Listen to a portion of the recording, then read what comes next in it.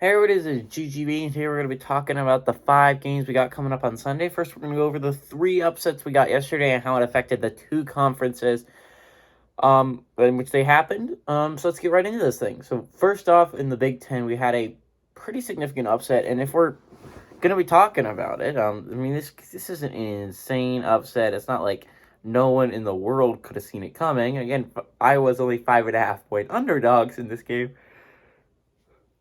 But regardless, it was still an upset. Iowa traveling on the road, beating Ohio State team, and now, if you're looking at it, that was really kind of hurt you if you're Penn State, right? Because it was a long shot again to pass Iowa in the first place because it wasn't a long shot, like theoretically speaking, because they were 7-7. If they lost this game, they could fall to 7-8, and then if they lose the Michigan State game, they fall to 7-9. If you win your games, you could move to 7-9. But like the problem is, they would have had to lose. Like they have all the tiebreakers with you, and just the fact is, they would have had to lose to either Northwestern or Nebraska down the stretch, and that just was never going to happen. So I mean, I guess it's like it was probably impossible for Penn State to pass Iowa, but it kind of hurts that you have to lose hope basically on it because Iowa would have to lose the last 3 games. Actually, yeah, I think so. When Penn State has 5 games left, like the best record can have is an 11-9 record. 4 games, 5 games, 5 games left. 11-9 record. Iowa only has 4 left. They can have they lose all of them. Penn State could theoretically pass them, but even if if Iowa only lose like say 2, Penn State could pass them. But it's just like it's not very likely, right? Iowa's not going to lose to Northwestern or Nebraska. But a guy could dream. Anyways, Iowa moves to 8-7, and it makes it very difficult for Michigan. That's how it affected things. It would have been great for Indiana if Iowa had lost, because they would have fallen to 7-8 and into a tie with them, and Iowa would have been 17-9. So again, Iowa would still have the tiebreaker over Indiana, but at least it would be very, very close. But Iowa got the win. Now Michigan's got to start worrying because if they lose we're going to talk about that in a little bit. Ohio State with a loss dropped to 9-5, which means Rutgers is now the 4 seed. Now we'll see how long that lasts with them playing Purdue today, but they sit at 10-5 in conference. And basically that's what happened in the Big Ten. Moving on to the SEC. SEC's pretty interesting because we had 2 pretty significant upsets, although Arkansas over Tennessee wasn't exactly an upset. They were favored by 3 points, but still it counted as one because they were rated 23rd in the nation. Tennessee was rated 16th. But Arkansas, with that pretty significant win, moves to 10-4 in conference. That might not seem crazy, but now that enters a tie for Tennessee for 3rd place in conference. So it's a big win. And not only are they in tied for 3rd place, they are, if the season ends today, in 3rd place. They're in 3rd place. You know why? Because they have the tiebreaker over Tennessee. They have a 21-6 record over Tennessee's 19-7 record. They're 1 game better. Not only that, they're 2 games better in the win column, 1 game better in the loss column, if you're looking at it that way, and only 1 game behind Kentucky for a tie for 2nd. Now, I don't believe tiebreakers work out in Arkansas's favor there, but, I mean, it could work. It would be great. Florida with a win doesn't move all that much. I don't believe Florida wasn't around this position a couple of days ago, but luckily for Florida, they win this game. They move to 7-7 in conference and into a tie for 5th place in conference. Now, if the season was to end today, LSU and Alabama would both have the tiebreakers over them. I don't know. I think Alabama must have beaten Florida. I believe that is what happened, actually, now that I think about it. Alabama beat Florida, which is why I think Alabama, despite having the exact identical conference 7-7 record and identical 17-10 record overall, Alabama has the tiebreaker over Florida. So, anyways, that's how that worked out. LSU is at the top of the teams that are tied for 5th place with only a 19-8 record. They lost to South Carolina, who has hopped into the tie for 5th place. Now they're below LSU, Alabama, and Florida. But South Carolina has become suddenly the hottest team in the SEC, winning 3 straight. So, yeah, there's that. Anyways, that's what happened in the SEC. Florida obviously picked up a win. Tennessee lost. Arkansas lost. Florida beat Auburn, which means, again, Kentucky's only one game back from Auburn. So Auburn, despite dominating and being the number 2 seed for most of the season, now it is in a position where Kentucky can steal it away from them. Again, Kentucky does not have the tiebreaker over Auburn. Auburn would have the better overall record. If they were to lose their next game and Kentucky was to win it, they'd be at 23-5. Auburn would be at 24-4. One game better overall, but you're looking at it, if you're Kentucky, you're close. You could honestly still win this conference, which is pretty insane considering the lead that Auburn had just a couple of weeks ago. Anyways, let's go into it. At 12 o'clock, we have number 8. We have a Big East game where we have number 8 Providence, which is at 21-3. Traveling to Butler, which is at 13-4. Providence favored 3.5 points on FS1. Anyways, in the Big East, obviously a pretty significant game. If Providence was to lose this basketball game, Villanova moves into first place in conference. Providence falls to second. So huge game in the Big East. Obviously, Providence with a win stays in first place. That's not going to change. Butler with a win can move to 7-10. Still 2 games back in the loss column from Xavier, Seton Hall, and St. John's. But still, at least in the playoff picture, right? They're close, at least. They're close to moving up and past these teams. They just need a little bit of help from whoever playing St. John, Seton Hall, or Xavier next. Anyways, with a loss for Butler, obviously you're not going to fall below DePaul. DePaul sits at 3-13 in conference. It's likely not to happen. Moving on, though, we got the American coming up. 12 o'clock, we number 14 Houston, which is at 21-4. Traveling to Wichita State, which is at 13-10. Houston favored 7 points on ESPN. So if you're an SMU fan, I would at least be kind of torn, right? Obviously, you would love to get the 1 seed in the American because it increases your chance of winning the American. But Houston has to look strong for your at-large hopes to really go through, right? I would be more worried about my own game, honestly, but this was the kind of game where I'm like, okay, either way. Because if Houston was to lose this game, right, and SMU wins their game, they're tied for first place in conference again. Obviously, Houston still has the tiebreaker over that, but you're getting closer at least. But if you're SMU, a Houston loss, I don't know if that helps you. That really kind of hinders you if you're looking at it. SMU's a really good basketball team, but I don't know if Houston doesn't look good if they have the at-large bid wrapped up. So, I mean, if you're an Memphis fan, probably rooting for Houston to win this basketball game simply because that's where your at-large hopes lie. Wichita State sits at 4-7 with a win, can move to 5-7. Still not going to touch UCF's 7-7 record, but at least it's getting close. Only 2 games back in the win column.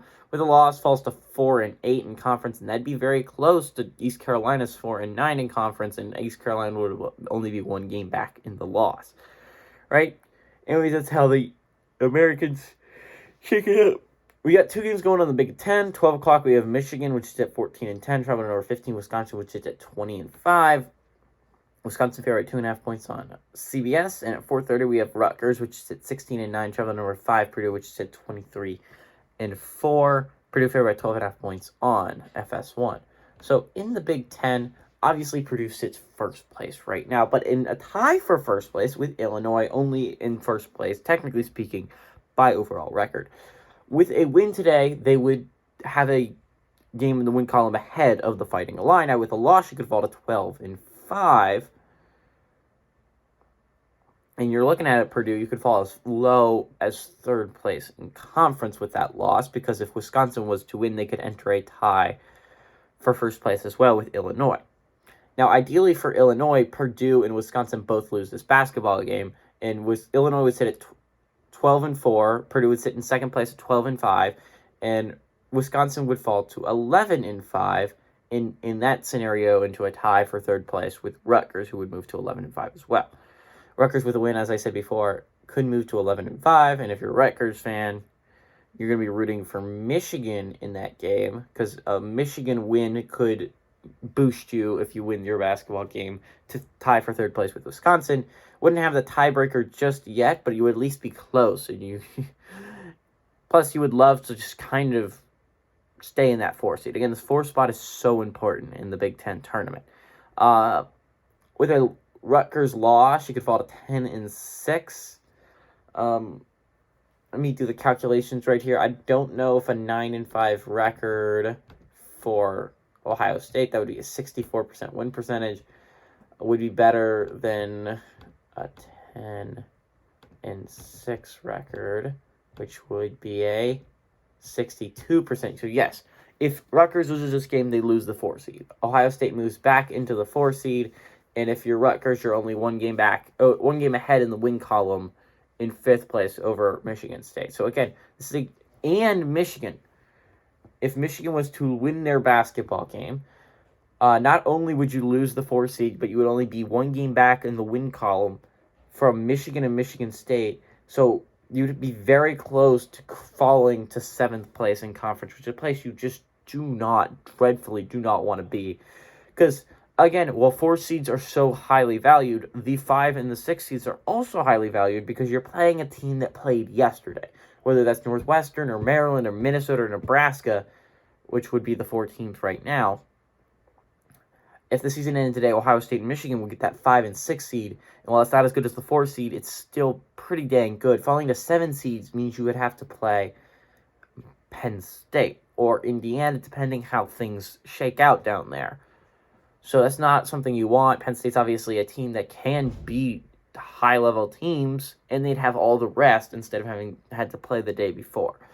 So it's not something you want if you're Rutgers. Plus, Penn State already beat you by a lot. Now, it was technically on Penn State's home court, but still, it's something you would not want if you're Rutgers at the rack.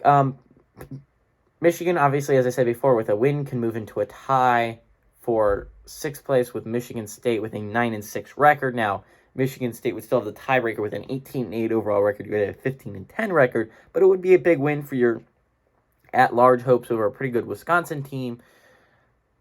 With a loss here from Michigan, though, it would be really hard to get in at large. You would fall to 14-11. You could still get it, but this is a chance for a signature win here. If Michigan loses this game, they fall to 8-7, and they would enter a tie for 7th place with Iowa. Iowa would actually have the tiebreaker in that. So Michigan would actually drop a spot if they were to lose this basketball game.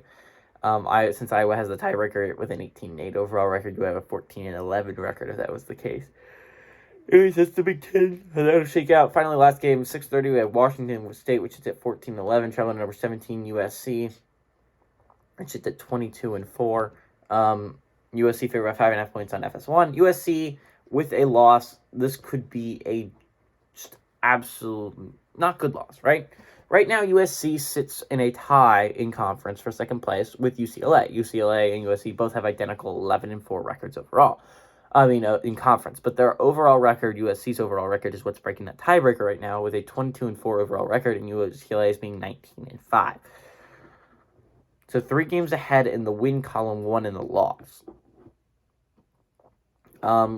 USC, if they lose this game, falls to 11-5 though, which would give UCLA 2nd place in conference. That's why this game is so important. If USC wins this game, they have 2nd place all to themselves. So this game determines who's going to be in 2nd place after today.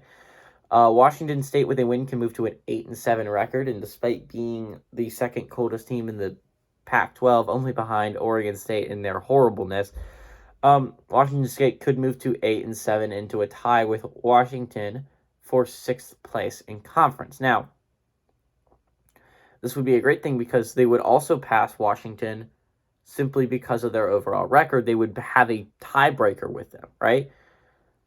A loss could be pretty detrimental for Washington State. If Washington State loses this game, they will have won 7 out of 15 basketball games, which would be a 46% win percentage. And Washington and Stanford would have won 8 out of 17, which is a 47% win percentage. So with a loss here for Washington State, Stanford moves past them into 7th place. Remember, again, go recap, Washington State with a win can move into a tie for 6th place and actually take the 6th place on tiebreakers. With a loss, they lose 7th place, falls to 8th place behind Stanford, and Arizona State would only be a game back from passing you as well. So again, and Arizona State's been a pretty hot basketball team as of late. I'd watch out for them.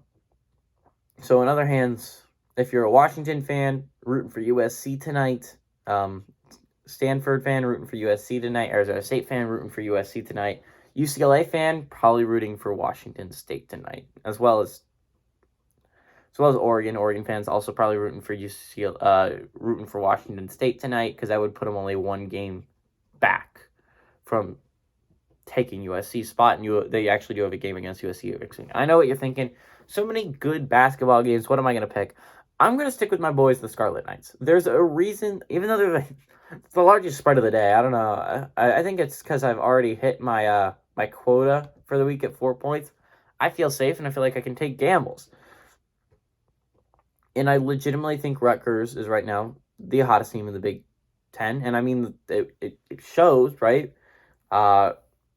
Rutgers has the longest winning streak in the Big Ten at four games in a row. And this is not 4 games against easy chump teams. This is 4 games against Michigan State, Ohio State, Wisconsin, and Illinois. So this is not an easy schedule down the stretch. Rutgers has dominated against this really tough schedule down the stretch. Now, this is the real test, obviously.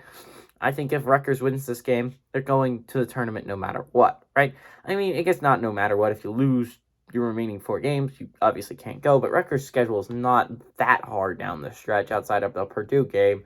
Well, I mean, it's not easy. Remember, they play in the Big Ten, so it's going to be tough. But they play Michigan and Wisconsin. Michigan on the road, Wisconsin at home, Indiana on the road, and Penn State at home. 3 of those games should be pretty winnable matchups for you. And if you win this one, that would mean you won 4 out of 5. I think you could even drop the Wisconsin one at home and still be considered a top-tier team. But and a team that should make the tournament, especially if you don't flounder in the Big Ten tournament. I think Rutgers is right now one of the best teams in the entire Big Ten. And I think it's going to be interesting because I do think Purdue's one of the best teams in the Big Ten. But they lost to Michigan a couple weeks ago. I think Rutgers is a significantly better team than Michigan. But that's just my opinion. Here it is, GGB saying adios amigos and go Scarlet Knights.